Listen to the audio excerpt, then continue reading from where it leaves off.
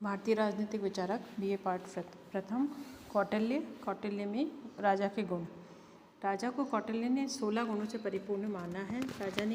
कौटिल्य ने माना है कि राजा महाकुलीन, भाग्यशाली, मेधावी, धैर्यशाली, दूरदर्शी, धार्मिक, सत्यवादी, कृतज्ञ, महादानी, महाउत्साही, क्षिप्रकारी, सामंतों को वश में करने वाला, दृढ़ निश्चयी, शास्त्र मर्यादा को चाहने वाला, दबंग, संयमी, मंत्र को गुप्त रखने वाला, दीन पुरुषों की हंसी न उड़ाने वाला, जितेंद्रिय, हंसमुख, वृद्धों के उपदेशों को मानने वाला होना चाहिए। राजा को की शिक्षा देते वक्त कौटिल्य का मानना था कि राजा को ऐसी शिक्षा दी जानी चाहिए जिससे कि वो राज्य की जनता है उसके हितों की पूर्ति कर सके और राज्य की जनता को एक अभिभावक के जैसे उसका पालन कर सके, एक बालक की भूमिका वो निभा सके।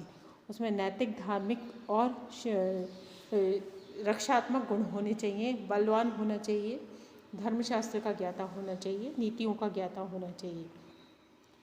राजा के जो कार्य होता है वो राजतंत्र के माध्यम से संपादित होता है। राजतंत्र केंद्रीकृत शासन व्यवस्था के अंतर्गत होता है और केंद्रीकृत शासन व्यवस्था संप्रभुता की प्रतीक होती है और इसका जो प्रतिपालक होता है वो शक्ति होती है, इसकी जो उसमें केंद्र में निहित होती है। राजा के पास कार्यपालिका और प्रशासनिक शक्तियाँ होती हैं। कार्यपालिका यानी ऐसी शक्तियाँ जिसमें कि वो मंत्रियों की, अमात्यों की नियुक्ति करता है, प्रधानमंत्री, मंत्री, पुरोहित, राज्य के अन्य नागरिक, सैनिक, पदाधिकारी और कर्मचारियों की नियुक्ति करता है।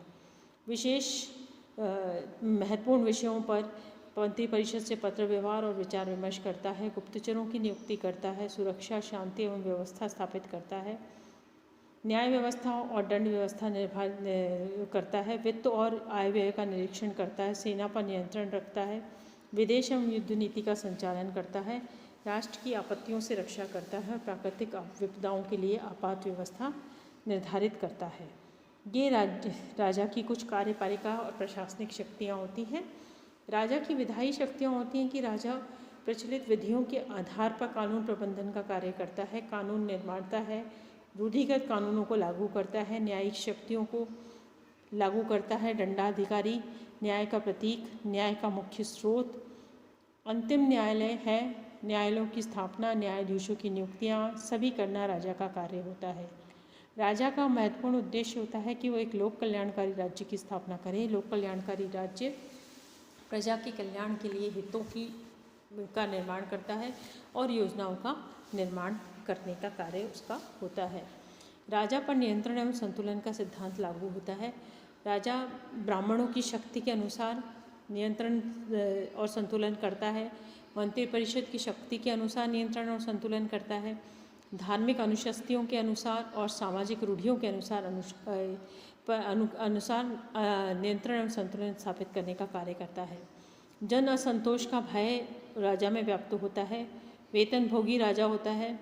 राजा को भी प्रजा के राजकोष में से वेतन प्राप्त होता है, उसी से वो अपना जीवन निर्वाह करता है।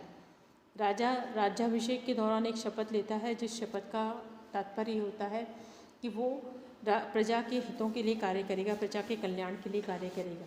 राजा को भी प्रशिक्षण के दौर से गुजरना पड़ता है, उसका भी प्रशिक्षण होता है।